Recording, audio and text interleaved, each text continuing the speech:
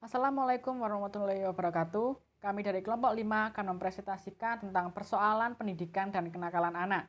Sebelumnya kami akan memperkenalkan diri. Yang pertama None Triksi Sabita, 2 Prayoga Di Kristanto, 3 Ririn Yuliana Sinaga, dan yang keempat Usfatul Kasana. Dan selanjutnya pengertian akan dijelaskan oleh teman saya. Saya Usfatul Hasana. Di sini saya akan menjelaskan mengenai yang pertama yaitu pengertian dan yang kedua faktor dari kenakalan anak. Yang pertama yaitu pengertian kenakalan anak. Kenakalan anak merupakan perbuatan atau tingkah laku yang bersifat antisosial. Menurut Wagiati Sutojo tahun 2008 halaman 9. Kenakalan anak meliputi perbuatan yang dilakukan anak yang menyimpang dari norma-norma hukum pidana. Kenakalan anak juga bisa merugikan dirinya sendiri serta orang-orang lain di sekitarnya. Yang kedua yaitu faktor-faktor kenakalan anak.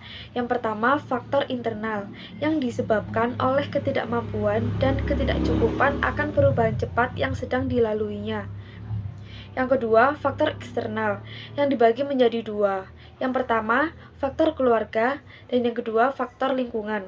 Faktor keluarga itu seperti anak yang kurang mendapat perhatian, kebutuhan fisik dan psikis yang tidak terpenuhi dengan baik, dan tidak dibiasakan disiplin dan kontrol diri yang baik. Yang kedua, faktor lingkungan.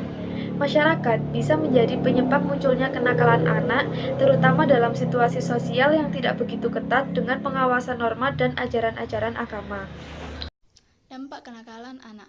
Dampak-dampak yang dapat terjadi dari kenakalan anak yang pertama yaitu akan menghancurkan masa depan anak tersebut.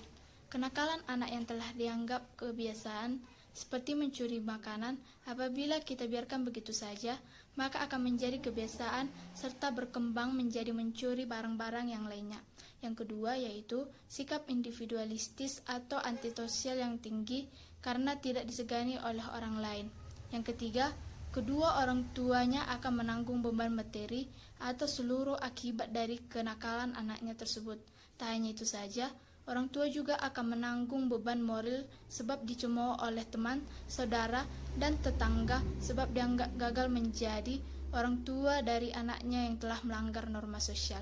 Yang keempat, sebab sering melakukan kenakalan-kenakalan, maka lama-kelamaan akan menjadi kebiasaan sehingga perilaku buruk tersebut yang akan menjadi tabiatnya sehari-hari. Yang kelima, dampak kenakalan anak juga bisa menjadi bibit kriminalitas pada saat sudah beranjak dewasa.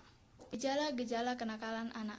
Gejala-gejala dari kenakalan anak yaitu yang pertama, anak-anak yang tidak disukai oleh teman-temannya sehingga anak tersebut menyendiri. Anak yang demikian akan dapat menyebabkan kegoncangan emosi. Yang kedua, anak-anak yang sering menghindarkan diri dari tanggung jawab di rumah ataupun di sekolah. Menghindarkan diri dari tanggung jawab biasanya karena anak tidak menyukai pekerjaan yang ditugaskan pada mereka, sehingga mereka menjauhkan diri daripadanya dan mencari kesibukan-kesibukan lain yang tidak terbimbing. Yang ketiga, anak-anak yang sering mengeluh dalam arti bahwa mereka mengalami masalah yang oleh dia sendiri tidak sanggup mencari permasalahannya. Anak seperti ini sering terbawa kepada kegoncangan emosi. Yang keempat, anak-anak yang mengalami fobia dan gelisah dalam melewati batas yang berbeda dengan ketakutan anak-anak normal. Yang kelima, anak-anak yang suka berbohong. Yang keenam, anak-anak yang suka menyakiti atau mengganggu teman-temannya di sekolah ataupun di rumah. Yang ketujuh, anak-anak yang menyangka bahwa semua guru mereka bersikap tidak baik terhadap mereka dan sengaja menghambat mereka. Dan yang terakhir, anak-anak yang tidak sanggup memusatkan perhatian.